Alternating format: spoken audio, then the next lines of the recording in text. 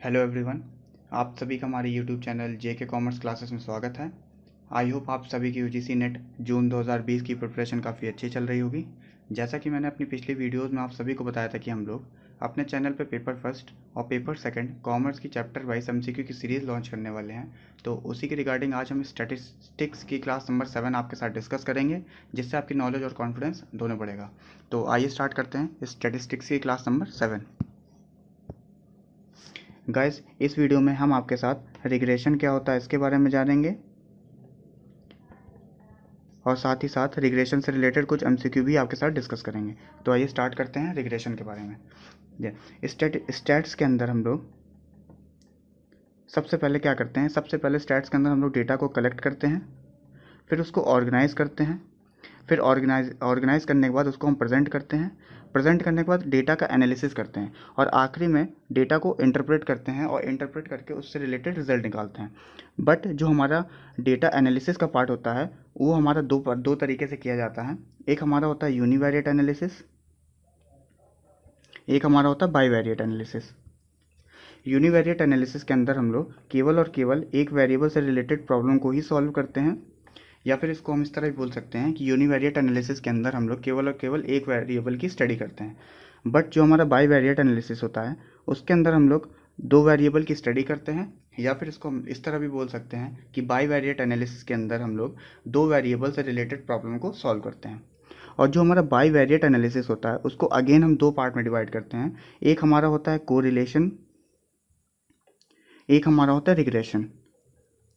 तो आज हम रिग्रेशन के बारे में पढ़ेंगे, ठीक है। बट रिग्रेशन को शुरू करने से पहले हम लोग कोरिलेशन को थोड़ा ब्रीफ में समझ लेते हैं कि कोरिलेशन क्या होता है और हम लोग रिग्रेशन क्यों पढ़ेंगे, ठीक है। तो कोरिलेशन के अंदर हम लोग दो वेरिएबल के बीच ओनली हम लोग रिलेशन देखते हैं। जैसे पिछली वीडियोस में मैंने बताया था कि प्राइस में चेंज होने से, प्राइस बढ़ने या कम होने से क्वांटिटी डिमांडेड में कमी होगी या फिर वृद्धि होगी। तो ये हमें कोरिलेशन बताता है कि दो वेरिएबल के बीच में हमारा किस तरह का रिलेशन है, ठीक है। बट जो हमारा रिग्रेशन होता है, रिग्रेशन के अंदर हम लोग को एक वेरिएबल दिया रहता है और उस वेरिएबल जो हमें वेरिएबल दिया हो उससे हम लोग अनदर वेरिएबल प्रेडिक्ट करते हैं। कहने का मतलब ये है कि हमारे पास एक वेरिएबल दिया रहेगा, उससे हम लोग दूसरे वेरिएबल की वैल्यू कैलकुलेट करेंगे, तो उसे हम लोग कहते हैं रिग्रेशन, ठीक है गाइस। तो आइए रिग्रेशन के बारे में और कुछ समझ लेते हैं, इसकी मीनिंग क्या होती है। तो meaning of regression, regression is the measure of average relationship between two और more variable in terms of the original unit of data, ठीक है। ये रिग्रेशन हमें दो या दो से ज़्यादा वेरिएबल के बीच में एवरेज रिलेशनशिप को मेज़र करके देता है, और वो जो हमारा वेरिएबल होगा वो केवल और केवल ओरिजिनल यूनिट ऑफ डेटा पे बेस्ड होगा।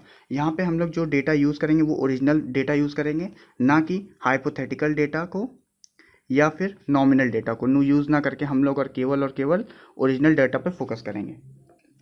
और regression analysis is a statistical tool to study the nature and extent of functional relationship between two or more variable and to estimate, और regression analysis हमें estimate करके देगा the unknown value of dependent variable from the known value of independent variable, ठीक है। तो regression analysis हमें independent variable के through dependent variable की वैल्यू को कैलकुलेट करके देगा, और साथ ही साथ ये हमें nature and extent of functional relationship को बताएगा कि दो वेरिएबल के बीच में किस तरह का नेचर है और उनके बीच में किस तरह का एक्सटेंट है, ठीक है गाइज। और हमारे पास दो तरह के वेरिएबल होते हैं, एक हमारा होता है डिपेंडेंट वेरिएबल, एक हमारा होता है इंडिपेंडेंट वेरिएबल।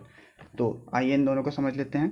इंडिपेंडेंट वेरिएबल वो वेरिएबल होता है जिसे हम लोग मैनिपुलेट करते हैं, ठीक है। और डिपेंडेंट वेरिएबल हमारा वो वेरिएबल होता है जिसकी वैल्यू हम लोग इंडिपेंडेंट वेरिएबल के थ्रू निकालते हैं, या फिर हम लोग इसको इस तरह भी बोल सकते हैं, डिपेंडेंट वेरिएबल वो वेरिएबल होता है जिसके ऊपर हम लोग इंडिपेंडेंट वेरिएबल का इफेक्ट देखते हैं कि उसके ऊपर क्या इफेक्ट पड़ा। तो आई होप गाइस कि आप सभी को इंडिपेंडेंट वेरिएबल और इंडिपेंडेंट वेरिएबल को समझ में आया होगा। एक और बात गाइस कि जो डिपेंडेंट वेरिएबल हमारा होता है उसे हम लोग एक्सप्लेन्ड वेरिएबल भी कहते हैं, और जो हमारा इंडिपेंडेंट वेरिएबल होता है उसे हम लोग एक्सप्लेनेटरी वेरिएबल भी कहते हैं। ये आपके एग्जाम पॉइंट ऑफ व्यू से काफ़ी इंपॉर्टेंट है। तो आप ये इन दोनों के जो डिपेंडेंट वेरिएबल और इंडिपेंडेंट वेरिएबल के एक्स्ट्रा नाम है उसको याद ज़रूर कर लीजिएगा। तो आइए रिग्रेशन के कुछ यूजेस होते हैं उसको देख लेते हैं। Uses of regression analysis. पहला यूज़ हमारा है कि रिग्रेशन एनालिसिस के अंदर हम लोग प्रिडिक्ट करते हैं the value of dependent variable. जैसे कि मैंने बताया कि रिग्रेशन कोफिशिएंट के अंदर हम लोग के पास एक वैल्यू दी रहती है, उसके थ्रू हम लोग अनदर वैल्यू को कैलकुलेट करते हैं, और जो हमारे पास वैल्यू दी रहती है उसे हम लोग इंडिपेंडेंट वेरिएबल कहते हैं, और इंडिपेंडेंट वेरिएबल के थ्रू जो वेरिएबल की वैल्यू हम लोग निकालते हैं उसे हम लोग कहते हैं डिपेंडेंट वेरिएबल। इसका जो दूसरा यूज़ है, regression analysis through standard error facilitate to obtain a measure of error involve in a use of regression line as the basis of estimation. Regression analysis के अंतर्गत जो रिग्रेशन लाइन्स होती हैं, इस तरह इस लाइन को ड्रॉ करने में जो किसी भी तरह का एरर होता है, उस एरर को रिग्रेशन एनालिसिस के अंदर स्टैंडर्ड एरर के थ्रू निकालते हैं, या फिर हम लोग इसको इस तरह भी बोल सकते हैं कि रिग्रेशन एनालिसिस के अंदर हम लोग स्टैंडर्ड एरर के थ्रू रिग्रेशन लाइन के बीच में जो भी एरर अकर होते हैं उसको कैलकुलेट करते हैं। और इसका जो थर्ड पॉइंट है, regression analysis through regression coefficient bxy and byx facilitate to calculate coefficient of determination and coefficient of correlation। ठीक है, तो रिग्रेशन कोफिशिएंट के थ्रू हम लोग कोरिलेशन को भी निकाल सकते हैं और कोफिशिएंट ऑफ डिटर्मिनेशन को भी निकाल सकते हैं। तो आई होप गाइस कि आप सभी को रिग्रेशन एनालिसिस के कुछ जो यूजेस हैं वो समझ में आए होंगे। तो आइए कुछ हमारे पास रिग्रेशन कोफिशिएंट और कोरिलेशन के बीच कुछ डिफरेंस होते हैं उसको भी देख लेते हैं। Difference between correlation and regression. पहला हमारा जो डिफरेंस होता है, कोरिलेशन हमें वेरिएबल्स के बीच में क्या डिग्री है और उनके बीच क्या डायरेक्शन है ये बताता है, जबकि जो हमारा रिग्रेशन होता है वो हमारा नेचर एंड एक्सटेंट को बताता है। ठीक है गाइस। और जो दूसरा है, वो कोरिलेशन के अंदर अगर हम लोग को एक वैल्यू दी हुई है तो हम लोग दूसरी वैल्यू को नहीं निकाल सकते हैं, बट जो हमारा रिग्रेशन होता है उसमें अगर एक हमारे पास एक वैल्यू दी हुई है तो उससे हम लोग दूसरी वैल्यू को कैलकुलेट कर सकते हैं। ठीक है, और जो कोरिलेशन हमारा होता है उसकी जो आंसर आएगा हमारा वो हमेशा -1 से +1 के बीच में आएगा। ठीक है गाइस। और जो हमारा रिग्रेशन कोफिशिएंट है उसमें हमारे पास जो दो वेरिएबल्स होते हैं उसमें से केवल और केवल एक ही वेरिएबल ऐसा होगा जिसकी वैल्यू एक से ज़्यादा होगी। ठीक है, और जो दूसरा वैल्यू होगी वो एक से कम होगी, क्योंकि जो रिग्रेशन कोफिशिएंट का अल्टीमेट टोटल होता है वो हमेशा एक होता है। Fourth point, correlation coefficient is independent of change of origin and scale. जो हमारा कोरिलेशन होता है उसका जो आंसर होता है, अगर उसमें हम किसी भी तरह की वैल्यू को इनटू करते हैं, डिवाइड करते हैं, प्लस करते हैं या माइनस करते हैं, उससे उसके आंसर पे किसी तरह का इम्पैक्ट नहीं पड़ता है। बट जो हमारा रिग्रेशन होता है उसमें हमारा, अगर हम ऑब्जर्वेशन में कोई वैल्यू माइनस कर देते हैं या फिर कोई वैल्यू प्लस कर देते हैं तो उसका इम्पैक्ट उसके आंसर पर नहीं पड़ता है। बट अगर हम उसके ऑब्जर्वेशन में किसी भी तरह की वैल्यू को इनटू कर दें या फिर किसी भी तरह की वैल्यू को डिवाइड कर दें तो उसके आंसर में चेंजेस आ जाते हैं। ठीक है, तो इसे हम लोग कहते हैं regression coefficient is independent of origin of scale but not of scale. ठीक है गाइस, तो आई होप गाइस कि आप सभी को जो कोरिलेशन और रिग्रेशन में डिफरेंस होता है वो समझ में आया होगा। एक बार मैं ब्रीफली फिर से बता देता हूँ। कोरिलेशन के अंदर हम लोग डिग्री और डायरेक्शन को बताते हैं, जबकि रिग्रेशन के अंदर हम लोग नेचर और एक्सटेंट को बताते हैं। ठीक है, और जो दूसरा रिलेशन है कि कोरिलेशन के अंदर हम लोग एक वेरिएबल अगर हमें दिया हुआ दूसरा नहीं दिया हुआ है तो दूसरे वेरिएबल को कैलकुलेट नहीं कर सकते हैं। बट जो हमारा रिग्रेशन होता है, अगर उसमें हमारे पास एक वेरिएबल दिया हुआ है तो हम लोग दूसरा वेरिएबल निकाल सकते हैं। ठीक है, और जो कोरिलेशन का आंसर होता है वो हमेशा -1 से +1 के बीच में होता है, और जो रिग्रेशन होता है उसमें हमारे पास अगर दो वेरिएबल दिए हुए हैं तो उसमें से एक वेरिएबल की वैल्यू जो है वो एक से ज़्यादा हो सकती है, बट जो दूसरा वेरिएबल है उसकी वैल्यू एक से कम होगी। ठीक है, क्योंकि जो रिग्रेशन कोफिशिएंट का आंसर होता है वो हमेशा एक आता है। ठीक है, और जो कोरिलेशन हमारा होता है वो इंडिपेंडेंट होता है चेंज ऑफ स्केल और चेंज ऑफ ओरिजिन से। इसका मतलब ये है कि अगर ऑब्जर्वेशन में हम कोई वैल्यू प्लस करते हैं, माइनस करते हैं, इनटू करते हैं या फिर डिवीजन करते हैं तो उसका कोरिलेशन का आंसर पे कोई भी किसी भी तरह का इम्पैक्ट नहीं पड़ेगा। बट जो हमारा रिग्रेशन होता है उसमें अगर हम ऑब्जर्वेशन में कोई वैल्यू प्लस करते हैं या माइनस करते हैं तो रिग्रेशन के आंसर में कोई इफेक्ट नहीं पड़ेगा। बट जो हमारा ऑब्जर्वेशन में अगर हम कोई वैल्यू इनटू करते हैं या फिर डिवाइड करते हैं तो उससे उसके आंसर में चेंजेस होंगे। तो आइए अब कुछ इसके एमसीक्यूज़ हैं रिग्रेशन कोफिशिएंट से रिलेटेड, तो उसको सॉल्व कर लेते हैं। Question number first, the term regression was first used in the year 1877 by. Option number first Karl Pearson, option number 2 A.L. बाउले, ऑप्शन नंबर 3 R.A. फिशर या फिर ऑप्शन नंबर 4 फ्रांसिस गाल्टन। आई hope guys कि आप सभी ने जो इसका correct answer है वो सेलेक्ट कर लिया होगा। इसका जो करेक्ट आंसर होगा वो होगा option number 4, that means sir Francis Galton. Regression को पहली बार 1877 में फ्रांसिस गाल्टन ने यूज़ किया था।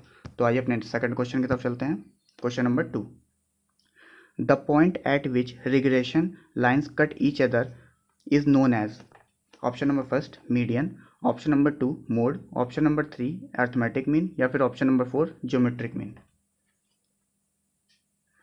आई होप गाइस कि आप सभी ने जो इसका करेक्ट आंसर है वो सेलेक्ट कर लिया होगा। इसका जो करेक्ट आंसर होगा वो होगा option number 3, that means arithmetic mean. इस क्वेश्चन में ये पूछा था कि जो हमारी रिग्रेशन लाइन होती है उसको जो दो रिग्रेशन लाइन आपस में जहाँ जिस पॉइंट पे काटती हैं उस पॉइंट को क्या कहते हैं? उस पॉइंट को हम लोग मीन कहते हैं। जहाँ पे ये दोनों आपस में काटेंगी उसे हम लोग मीन कहते हैं। ठीक है गाइस, तो आइए अपने नेक्स्ट क्वेश्चन की तरफ चलते हैं। Question number 3, bxy and byx are option number first independent of both the change of scale and origin, option number 2 independent of the change of scale and not of origin, option number 3 independent of the change of origin and not of scale या फिर option number 4 neither independent of change of scale nor of origin। I hope guys कि आप सभी ने जो इसका correct answer है वो सेलेक्ट कर लिया होगा। इसका जो करेक्ट आंसर होगा वो होगा option number 3, that means independent of change of origin and not of scale. जो हमारा BXY है एंड BYX है ये हमें रिप्रेजेंट करता है कि ये क्वेश्चन हमारा रिग्रेशन से रिलेटेड है। और रिग्रेशन की हमने पीछे भी प्रॉपर्टी देखी थी जहाँ पर हमने ये बताया था कि रिग्रेशन जो हमारा होता है वो ओरिजिन से तो इंडिपेंडेंट होता है बट स्केल से डिपेंडेंट होता है। तो उसी से रिलेटेड ये हमारा क्वेश्चन था। तो आई होप गाइस कि आप सभी को ये वाला क्वेश्चन समझ में आया होगा। तो आइए हम अपने नेक्स्ट क्वेश्चन की तरफ चलते हैं। Question number 4, the regression coefficient are 0 if r is equal to. Option number first 2, option number first second -1, option number 3 1 या फिर ऑप्शन नंबर 4 0। आप सभी ने इसका करेक्ट आंसर सेलेक्ट कर लिया होगा। इसका जो करेक्ट आंसर होगा वो होगा ऑप्शन नंबर 4, दैट मीन्स 0। अगर रिग्रेशन हमारा 0 है तो r की वैल्यू कोरिलेशन की वैल्यू भी हमारी 0 होगी, क्योंकि जो हमारा रिग्रेशन का साइन होता है और जो कोरिलेशन का साइन होता है वो हमेशा सेम होता है। तो अगर हमारा रिग्रेशन 0 है तो हमारा r भी 0 होगा। इसको हम लोग प्रूव भी कर सकते हैं, क्योंकि हमारे पास r की वैल्यू होती है √BXY इंटू BYX। तो इसमें बोला है कि अगर रिग्रेशन कोफिशिएंट हमारा 0 है तो हमारा r क्या होगा? जब किसी जो हमारा BXY है इंटू BYX है, अगर इसकी वैल्यू 0 दी है तो हमारा r की वैल्यू क्या होगी? तो r की वैल्यू भी हमारी 0 होगी, क्योंकि 0 का अंडर रूट निकालने पर 0 ही वैल्यू आती है। तो इसलिए इसका आंसर जो होगा वो होगा 0। आई होप गाइस कि आपको क्वेश्चन नंबर 4 समझ में आया होगा। तो आइए हम अपने नेक्स्ट क्वेश्चन की तरफ चलते हैं। Question number 5, the method applied for deriving the regression equation is known as. Option number first product moment, option number third least square, option number second concurrent deviation या फिर option number 4 normal equation. I hope guys कि आप सभी ने जो इसका correct answer है वो सेलेक्ट कर लिया होगा। इसका जो करेक्ट आंसर होगा वो होगा option number C, that means least square. ठीक है, जो हमारा रिग्रेशन इक्वेशन को निकालने के लिए मेथड यूज़ होता है उसे हम लोग कहते हैं लीस्ट स्क्वायर मेथड। ठीक है गाइस, तो आई होप गाइस कि आप सभी को हमारी वीडियो अच्छी लगी होगी। अगर आपको हमारी वीडियो में किसी तरह की कोई कमी लगी हो तो कमेंट बॉक्स में आप अपना सजेशन दे सकते हैं, हम आपके सजेशन का वेट करेंगे। अगर गाइस आपको हमारी वीडियो इन्फॉर्मेटिव लगी हो तो हमारी वीडियो को लाइक करिए, शेयर करिए, कमेंट करिए और साथ ही साथ हमारे चैनल JK कॉमर्स क्लासेस को सब्सक्राइब करिए और उसके बगल में जो बेल आइकन है उसको भी प्रेस करिए ताकि हमारे द्वारा बनाई गई वीडियो की नोटिफिकेशन आपके पास सबसे पहले पहुँचे। तो thank you so much guys.